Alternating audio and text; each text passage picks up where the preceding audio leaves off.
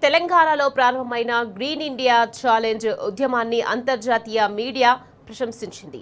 ప్రముఖ చైనీస్ వార్తా సంస్థ షిన్హువా ఇటీవల ప్రచురించిన కథనంలో గ్రీన్ ఇండియా ఉద్యమం పర్యావరణ పరిరక్షణలో ఒక రోల్ మోడల్గా నిలుస్తోందని పేర్కొంది.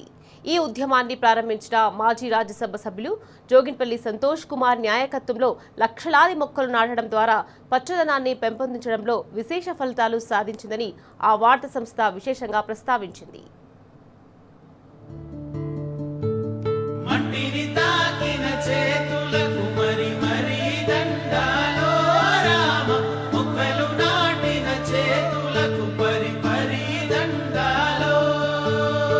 గ్రీన్ ఇండియా ఛాలెంజ్ కు విశేష ప్రశంసలు. అద్భుతమంటూ ఆకాశానికెత్తిన అంతర్జాతీయ మీడియా. విశేష కథనాన్ని ప్రచురించిన షిన్హువా వార్తా సంస్థ మాజీ రాజ్యసభ సభ్యుడు జోగినపల్లి సంతోష్ కుమార్ కు ప్రశంసల వెలువ.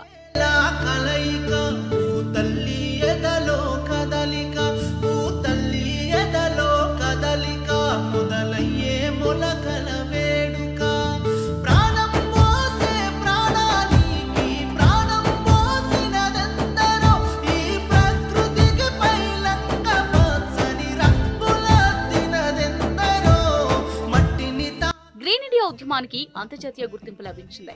చైనా సహా పలు దేశాల్లో వాతావరణ మార్పులు, కాలుష్యం వంటి సమస్యలు పెరుగుతున్న సమయంలో తెలంగాణలో చేపట్టిన ఈ పచ్చదన కార్యక్రమం అభినందనీయమని షిన్హువా వార్తా సంస్థ అభినందించింది.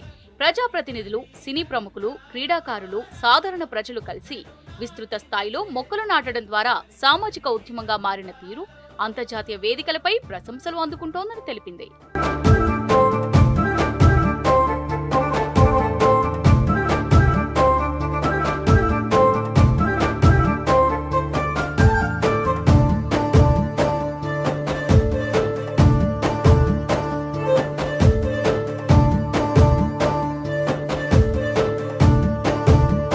ప్రత్యేకంగా తెలంగాణలో అడవుల విస్తీర్ణం పెరగడం, పర్యావరణ చైతన్యం విస్తరించడం గ్రీన్ ఇండియా ఉద్యమం విజయాన్ని ప్రతిబింబిస్తోందని చైనీస్ మీడియా అభిప్రాయపడింది. పర్యావరణ పరిరక్షణకు సంబంధించిన కార్యక్రమాలు ప్రపంచవ్యాప్తంగా అవసరమై ఉన్న వేళ తెలంగాణలో ప్రారంభమైన ఈ ఉద్యమం ఇతర రాష్ట్రాలు, దేశాలకు ఆదర్శంగా నిలుస్తోందని షిన్హువా తన కథనంలో పేర్కొంది.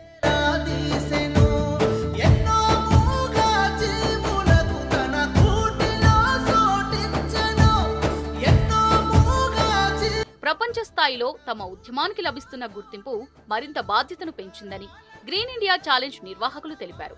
భవిష్యత్తులో మరిన్ని లక్షల మొక్కలు నాటి పర్యావరణ పరిరక్షణలో తమ వంతు పాత్రను కొనసాగిస్తామన్నారు. ఇకపై కూడా గ్రీన్ ఇండియా ఉద్యమాన్ని మరింత విస్తరించి లక్ష్యమని నిర్వాహకులు కరుణాకర్ రెడ్డి, రాఘవులు స్పష్టం చేశారు.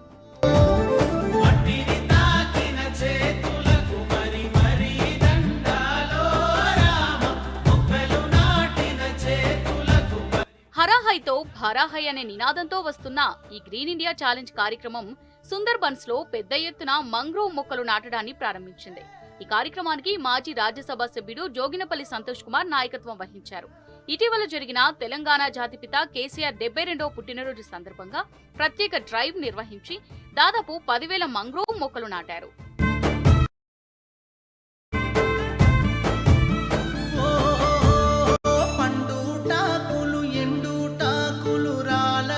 పదేళ్ల క్రితం తెలంగాణలో ప్రారంభమైన ఈ ఉద్యమం ఇప్పుడు దేశవ్యాప్తంగా విస్తరించడం ఆనందంగా ఉందని గ్రీన్ ఇండియా వ్యవస్థాపకులు, మాజీ రాజ్యసభ సభ్యులు జోగినపల్లి సంతోష్ కుమార్ అన్నారు. సుందర్బన్స్ ను కాపాడడానికే రాబోయే దశాబ్దాల్లో కూడా మంగ్రోవ్ నాటకాన్ని కొనసాగిస్తామని తెలిపారు. సుందర్బన్స్ అరణ్య నరికివేత నుంచి కాపాడటం అందరి బాధ్యత అని ఆయన సంకల్పం వ్యక్తం చేశారు. తుఫానులు వస్తూనే ఉంటాయి, అలలు తీరాన్ని తాకుతూనే ఉంటాయి, కానీ ప్రతి మొక్కతో ఆశ మరింత బలపడుతుంది. సుందర్బన్స్ కథ ప్రకృతి పోరాటమే కాదు, మనిషి సంకల్పానికి కూడా నిదర్శనమని జోగినపల్లి సంతోష్ కుమార్ అన్నారు.